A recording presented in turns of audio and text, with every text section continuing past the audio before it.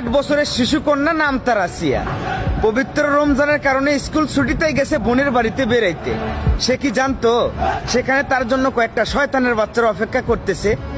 বড় ভাই সমতুল্য দুলো ভাই, বাপ সমতুল্য বোনের শ্বশুর, তাদের কাছে এই মেয়েটা ধর্ষণের শিকার হলো। একজন বাবার কাছে একজন মেয়ে, একজন ভাইয়ের কাছে একজন বোন। যদি তাদের নিরাপত্তা না থাকে তাহলে আমাদের দেশের শিশু মেয়েরা আর কোথায় গিয়ে দাঁড়াবে? যারা এই নিকৃষ্ট জঘন্য কাজ করলো তাদেরকে কি আপনারা থানায় দিয়েছেন? থানায় দিয়ে তাদেরকে কি করবেন? তারা বড়জোর 2 মাস 6 মাস জামিনে বের হয়ে এসে আবার ওই সরজমিনে ঘুরবে। ধর্ষণকারীদের কোনো সাজা নেই, জরিমানা নেই, জেল নেই। তাদের একটাই শাস্তি, রাস্তায় ফেলো আর ধর থেকে কাল্লা আলাদা করে ফেলো।